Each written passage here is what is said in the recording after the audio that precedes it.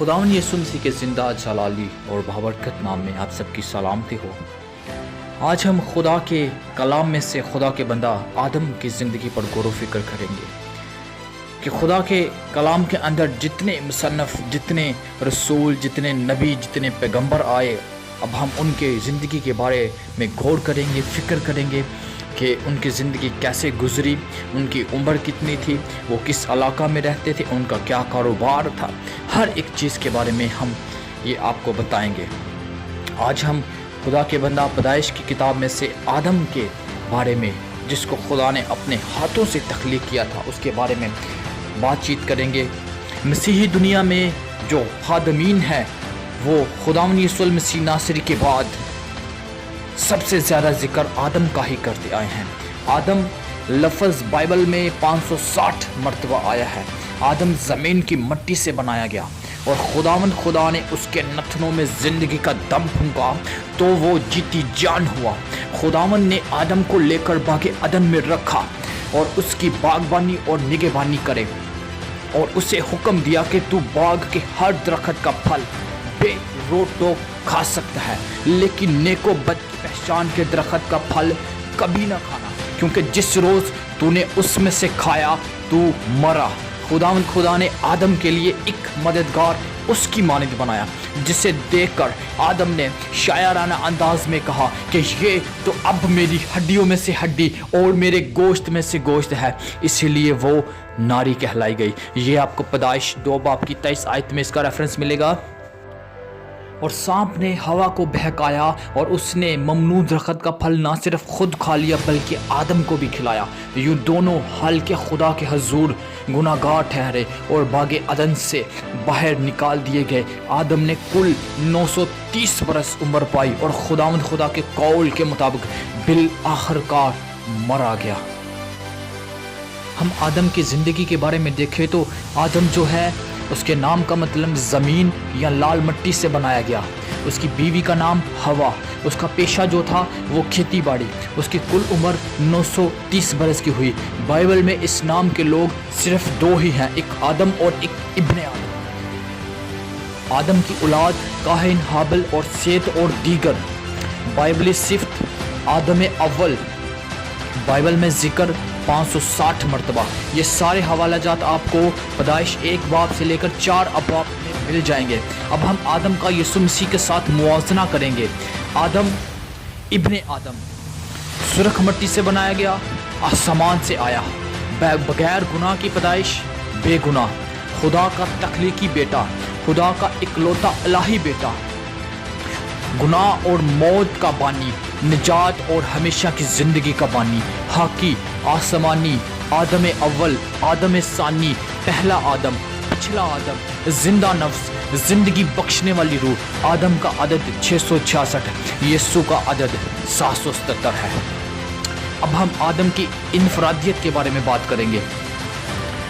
पहला इंसान, पहला किसान, गुनाह से मुबर्रा तख्लीक किया गया, हाल के खुदा से बराए रास्त रफ़ाकत रखने वाला, गुनाह और मौत का बानी। ये आदम की इनफरादियत थी। अब हम आदम के किरदार के बारे में बात करेंगे। खुदा ने आदम और हवा को अपनी सूरत पर पैदा किया और उन्हें बागे अदन में रखा ताकि वो उनसे रफ़ाकत रख सके। इस रफ़ाकत और शराकत के लिए खुदा ने पहल की और वो खुद ही ठंडे वक्त पर उनसे मिलने बागे अदन में आया करता था।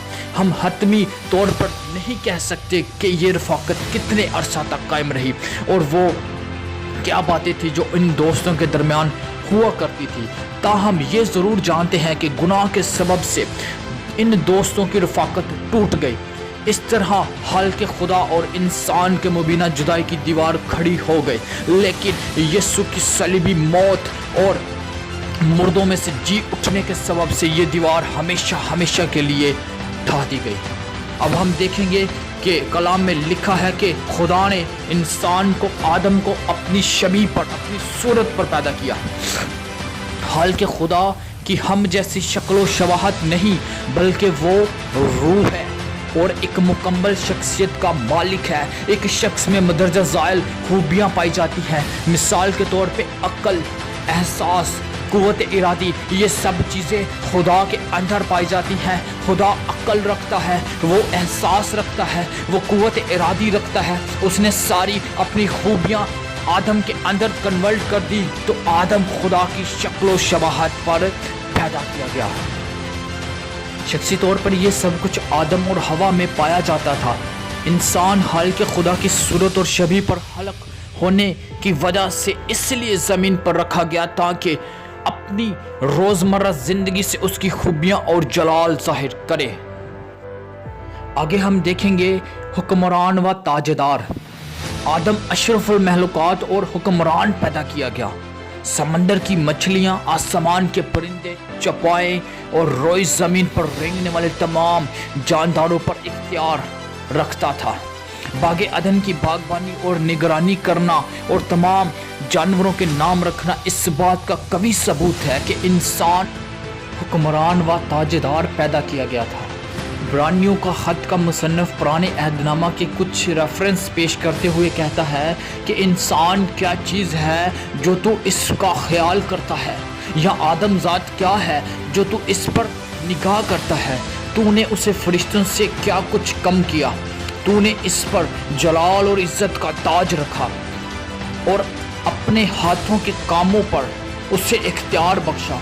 तूने सब चीज़ें ताबा करके उसके पाँव तले कर दी। शरीयत के मातहत अब हम बात करेंगे। शरीयत के मातहत क्या आदम शरीयत के मातहत रहा या नहीं? अगरचा शरीयत तो बुजुर्ग मूसा के मार्फत दी गई, ताहम बागे अदन में एक छोटी शरीयत का तकाजा देखते हैं जिसकी ताबा फरमानी करना आदम के लिए बेहद ज़रूरी था। पैदाइश की किताब में लिखा है कि खुदा ने आदम को हुक्म दिया और कहा कि तू बाग के हर दरख्त का फल रोक टोक खा सकता है, लेकिन नेकोबद की पहचान के दरख्त का फल कभी ना खाना, क्योंकि जिस रोज़ तूने उसमें से खाया तू मरा। इंसान आज़ाद मर्जी तख्लीक किया गया, मगर अफसोस कि उसने हाल के खुदा के हुक्म को तोड़ा और अपनी मनमानी से उस दरख्त का फल खाया जिसके खाने से उसे मना किया गया। यूं अदन में दी जाने वाली इब्तिदाई शरीयत की नाफरमानी करने के बायस उन्हें बागे अदन से बाहर निकाल दिया गया। अब हम बात करेंगे बेसवात।